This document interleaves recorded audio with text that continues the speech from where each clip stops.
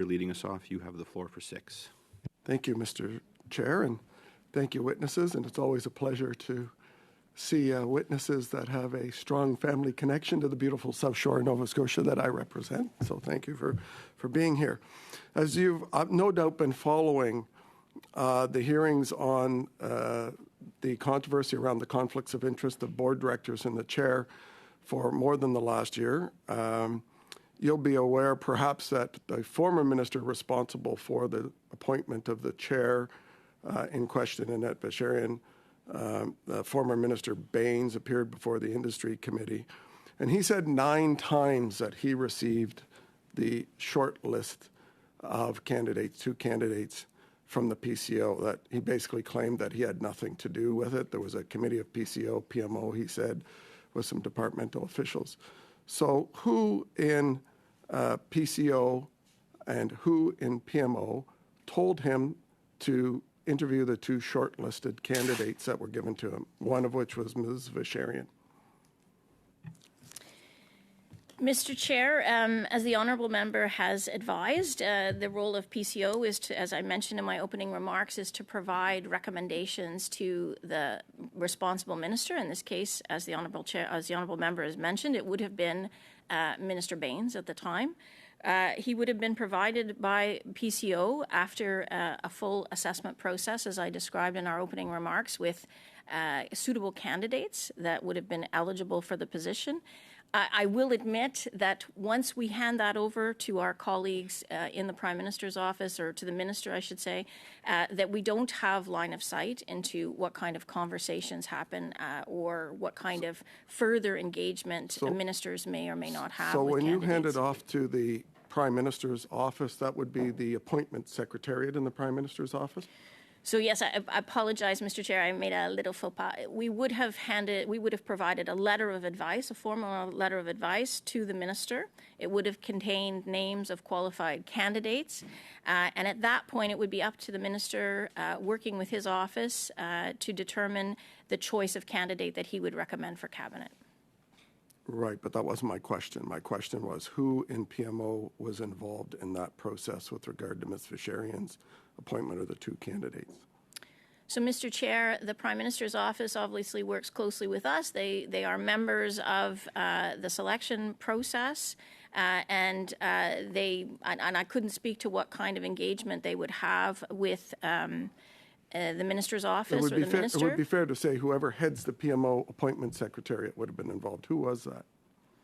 Back at that time, Mr. Chair, the individual that was responsible for the PMO secretariat would have been a woman by the name of Hilary Leftick, who I think moved on in 2020. Now, in the Ethics Commissioner's report, the Ethics Commissioner interviewed Mrs. Vacherian, and essentially the first time she had heard of this was when the Minister's office phoned her to ask her if she would be chair. And my knowledge, based on the testimony of the former President, Ms. Lawrence, that she was told that the chair at the time, Jim Bilsilli, had to be out, and they were replacing him with someone else, and they gave him about 7 days' notice that he was out. It's pretty clear to me that Ms. Vacherian didn't apply. Is that true, that she was approached but hadn't actually applied in the transparent process that Minister Baines outlined that was here, that you apply and then get it, that she had actually been approached to apply? Mr. Chair, I would say that I will be a bit cautious in terms of the level of detail I'm able to give on individuals to protect their personal information. Much of what is known about Ms. Vacherian's application and her tenure is in the Ethics Commissioner's report, so we can rely on that to some extent. So okay, you can't say that. I do have limited time, so I apologize for interrupting, but Ms. Lawrence was told that by the powers that be that informed her that they were choosing Ms. Vacherian after she objected to her conflict of interest and put that through the system through ADM Noseworthy, that they would manage conflicts. Ms. Vacherian had companies that she had a conflict with had already received about $12 million from the Green Slush Fund before she was appointed.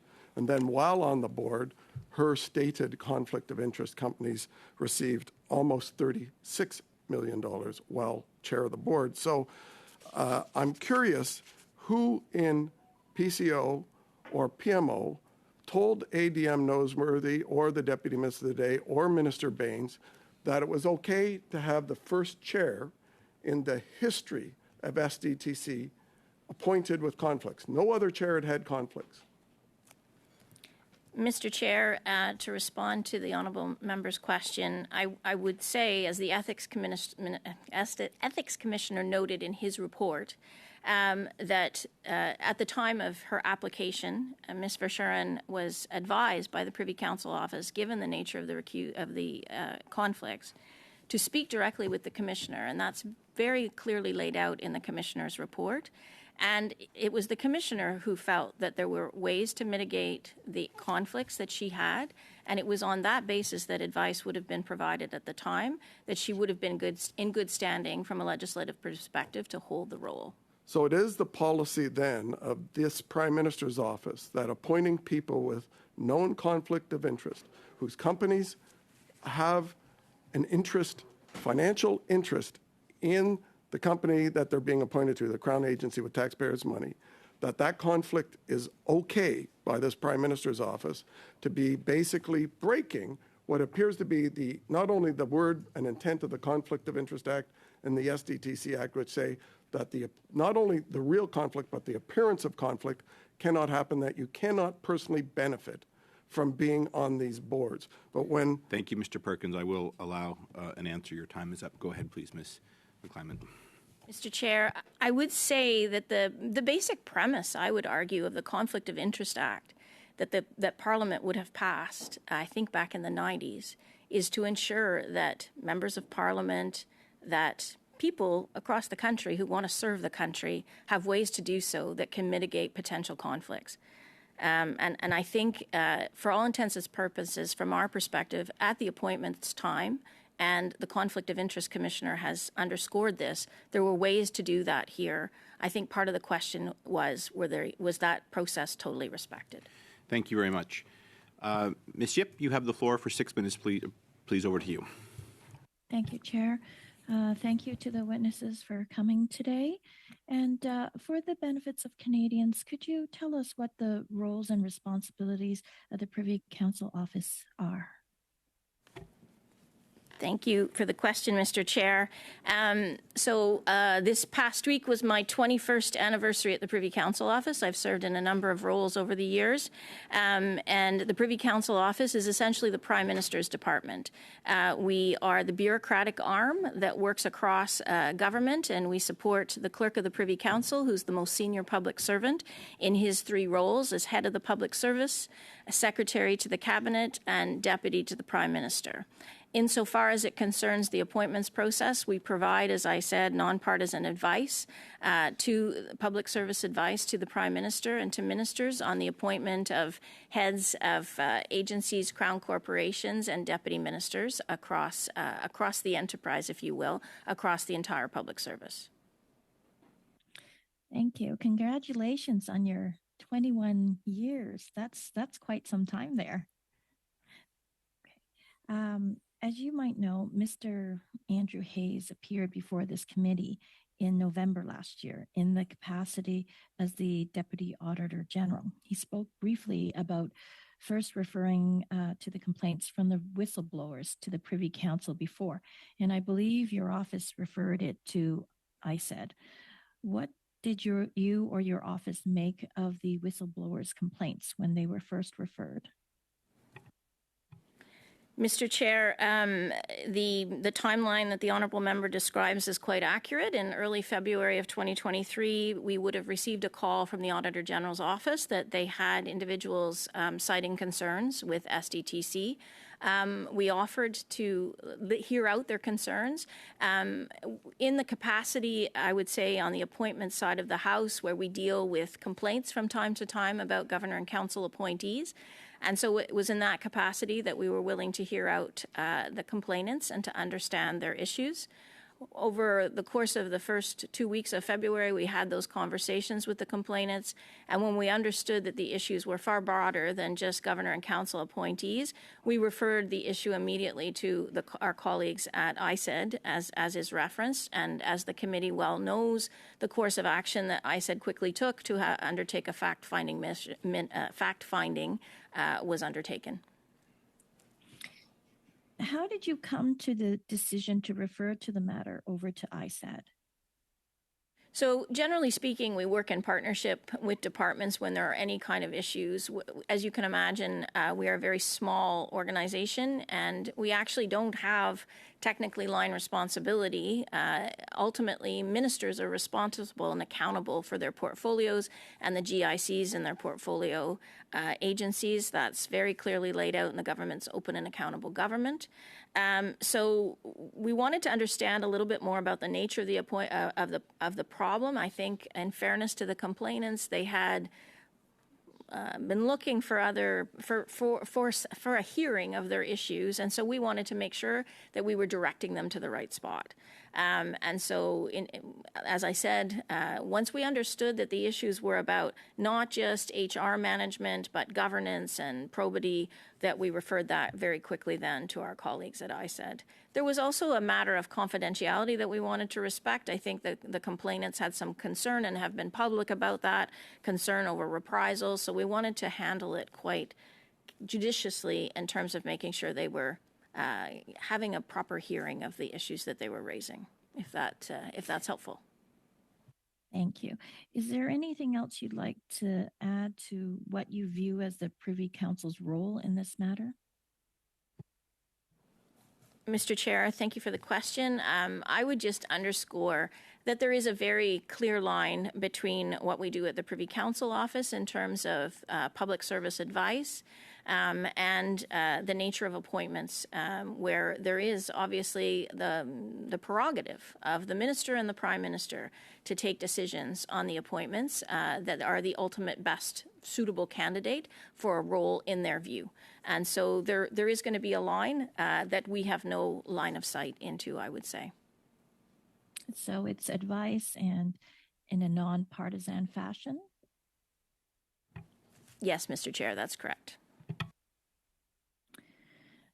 I'd like to speak about SDTC's transition into the NRC, both from a timelines and process perspective. The NRC leadership had stated that the transition is underway and should be done by the end of this year. What are the usual timelines and process for the transition of one government agency into another? So I'll do my best to respond. I would just underscore that we're the appointments people, but I'll take a stab and try to be helpful in this. This would be more of a machinery of government question, but I would say this is pretty fast, to be honest with you, and I think it's the minister and the department. I would give them credit for moving very quickly, Mr. Chair, in trying to address the issues and moving quickly to integrate the programming into the NRC and then ultimately into the Canada Innovation Corporation, as the minister announced earlier this June. So it is obviously, these things take time to integrate new programming into an organization. But I understand that Mitch Davies, the head of the NRC, was here earlier this week and explained that they're working closely with the SDTC chair and members to affect that transition. I think hopefully he was talking about March of this coming year, as I understand it. Thank you very much. That is the time. Maintenant, c'est Madame Sinclair. Now we give the floor to Ms. Sinclair de Gagné, who joins us on Zoom. You have the floor for 6 minutes, please. Thank you very much, Chair. I'd like to say hello to our witnesses. In this entire story, there's something else. When we look at the decisions made in the past, obviously, and those that are concerned, there's a question of governance related as a fund like SDTC. those who follow me a bit, I know there are many of them, think that there's too much margin to act. And SDTC, well, we're talking about public funds. There was a great deal of leeway, which allowed them to get funds. There could be public conflicts of interest, potential appointments that might have been problematic. So I see an issue here, and what we are seeing and hearing is that the government's plan in this respect, and I'd like to get answers, it was to create the CDC just to be another crown corporation like 2.0. How would there be a cautionary approach, one that would be attentive to public funds? We have no guarantees of this. At no time was there a desire for transparency or diligent use of public funds. What we've heard is that the funds will be transferred and the teams will be transferred. But what about the governments? Will it be changed? Will it be modified? And now I'm talking to the Privy Council. You're the ones who determine, as we saw in the report about the appointments. You'll be doing the same thing for the CIC. This will be the new vehicle for this type of funds. Why don't you manage these funds, for example, like we do with the same criteria of transparency, like the departmental funds? Mr. Chair, I would just note from the outset in responding to the honourable member's question that the Auditor General herself, when she's appeared before the committee, I thought her comments were quite insightful. And she explained that the nature of the structure of the organization created an inherent conflict. So to the honourable member's question, it's true. It was and I would say, having been at PCO, as I mentioned, for a long time, this is quite a novel structure where you've got 7 directors appointed by the GIC, and then those directors appoint 8 other directors, and then that whole board then appoints foundation members. And they are good behavior appointments, which means they can only be removed for cause, which is a very high bar to remove appointees if the government loses confidence or trust in the directors, for example. So I would say it was designed that way and approved by Parliament back in 2001. And my understanding from what I've read in the media is that the intention at that time was to have a very arm's length organization that would work in the clean tech sector to support startup companies, if you will. The committee is well aware of that. So I think from an appointments perspective, it is a novel structure to the member's question. Going forward, as the member has noted, the intention is to have it under the Canada Innovation Corporation, and that legislation, again, has just recently been passed by the House, Mr. Chair, and the intention is to have a more typical corporation structure, if you will, where you have a director or a chair and directors appointed by the governor and council who serve at pleasure. And perhaps that will give the kind of structure that the committee is looking for in terms of accountability and transparency. I don't have a lot of time, but yes, I agree that the government's, the whole system and structure was a problem. You said it, and the Auditor General noted it as well. However, when we look at what was written, the leeway, it said the CAC will act as a partner and will have the necessary leeway to offer financing quickly and to offer programs that respond to operational needs. The CIC will also recruit private sector experts. That sounds a lot like what happened with the SDTC. If there's such a great proximity to the private sector, and we're saying right from the onset that they will have a great deal of leeway, we're finally just creating the same type of governance, not only in terms of the board, but also the way they grant funds. Should we not be even stricter and make sure these funds are managed, for example, like there's so that a citizen or a parliamentarian could see line by line how things are funded? People have the right to know what's happening. We should be able, to have these funds managed by department itself? Mr. Chair, I would note that a decision has been taken by the minister, and an announcement has been made in terms of the structure going forward. I would just note from my part, from the appointments perspective, we will, obviously ensure that there's an open, fair, and transparent process to find directors for the Canada Innovation Corporation who have the requisite skills to ensure the oversight required going forward for the organization.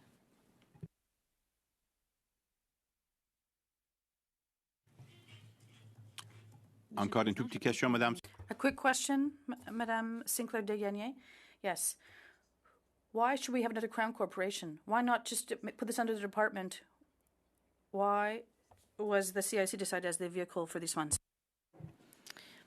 I wouldn't be in a position to give a perspective in terms of why that was chosen as the ultimate vehicle. I would say, however, they will be part of the portfolio underneath the responsible minister. They will have the necessary accountability structure, and I would just reiterate for our part, as the folks here to talk about appointments, that we will make sure that we find the people best suited to ensure that the organization is well structured and has the accountability mechanisms in place to ensure the right level of probity on these funds going forward. Thank you very much. Merci beaucoup. Suivant, up next, Mr. Desjardins, you have the floor for 6 minutes, please. Thank you very much, Mr. Chair, and I want to thank Ms. McClaymont for being present with us today to answer these important questions. As you're aware, the concerns related to SDTC are largely twofold in the, I think, minds of Canadians. One, the fact that, of course, there was severe conflict of interest leading to severe levels of institutional mistrust. So that's one barrier that I think we're attempting to overcome here in this committee's report, is trying to understand how conflict of interests can take place, trying to reduce the likelihood of those conflicts from happening. And we heard from the ethics commissioner actually earlier this summer in relation to other files where we know that there is room that can be made to ensure that officers, whether they're appointed or not, of the work we do in Parliament or on behalf of departments is actually followed through correctly. Part of the issue in SDTC, I think, was, as noted by the Auditor General, was in the actual appointment process of the actual persons who sat there, at least the oversight of those persons who would sit there. And I understand that may not be the function of your office today, but it may be something worth consideration.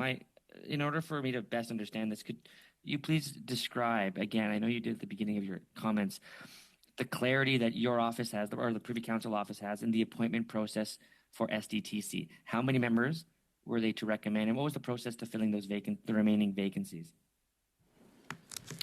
Mr. Chair, I would note that on the SDTC front, there were 3 selection processes that took place over the course of the past, I would say, 10 years.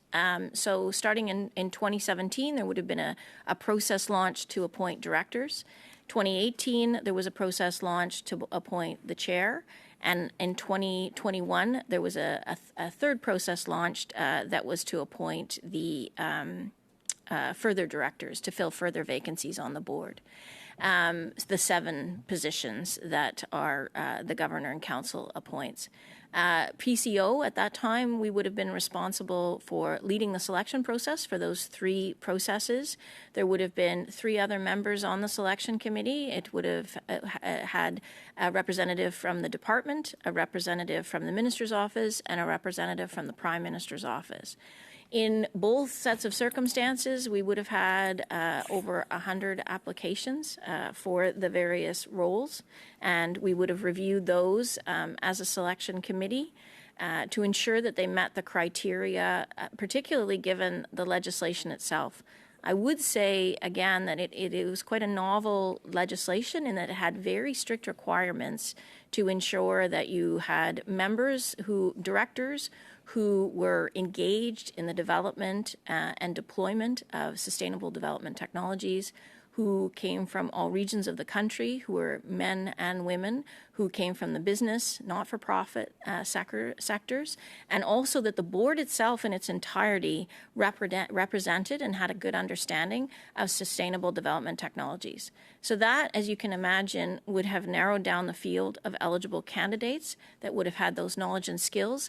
And the board, the last composition of the board had a fair representation, I would say, of members from across the country. So there were people from BC, Ontario, and I believe the Atlantic provinces and Quebec would have had board members. So on that basis, we would have undertaken interviews. We would have screened people to make sure they fit the criteria.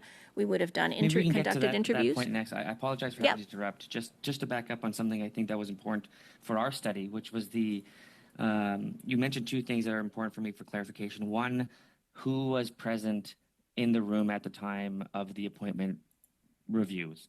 You said a member of the Prime Minister's office, and I believe you also said a member of the Minister's office. Could you clarify which minister? Yes, Mr. Chair. So there would have been representatives from, and all of this information, I'll be quite honest, is all up on our website in terms of the standard approach for a selection process. So this is very standard. It would have had a chair from the Privy Council Office, a representative from the department, a representative from the Minister's office. In this case, it would have been at that point in time the organization was under the portfolio of Innovation, Science and Economic Development, and one of our colleagues from the appointments group in the Prime Minister's office would have been represented on the selection process. And part of that, I think you described from a previous member, it's largely on merit, the evaluation of these persons, correct? The selection committee would absolutely make sure, as I described, the legislation had very specific requirements for what was necessary for the composition of the board. So they would have looked at that. They would have also looked at the individual's ability to, manage themselves as a board member, their experience on other boards. What about ethics in the instance of conflicts of interest? Is there any review process in the appointment process that could demonstrate or at least reduce the risk of conflict of interest? As you know, in SDTC, this is an extremely serious situation where there was many instances of conflict of interest. It seems imperative to me that if we're going to be appointing officers to these kinds of boards, that there at least be some kind of competency to demonstrate that they have an ethical understanding of the conflict of interest. Is there any questions within the review or interview process that clarify or create a process to determine how much risk a particular appointment could potentially create for an organization in the instances of conflict of interest? What anti-conflict of interest processes are there in the appointment process? Mr. Chair, I would say we have a very robust, and it's continued to evolve and strengthen over the past several years in terms of making sure that candidates are very well aware that they have to adhere to the Conflict of Interest Act, and it starts in the Notice of Opportunity. There is a very detailed paragraph that sends candidates to the website of the Commissioner. It goes through the obligations for candidates, if they wish to apply, of how they have to adhere to the Act. In the interview process, we ask the question point blank of candidates if they have any real or perceived conflicts in relation to serving in the role. And then again, throughout the selection process, we continue to ensure that we raise these issues, and we do one last check, of course, again, before the appointments process. So the standard right now is about 5 touch bases over the course of the selection appointment process, where individuals are advised and they are asked to ensure that they will comply with the Conflict of Interest Act throughout their tenure. Thank you very much. That is your time.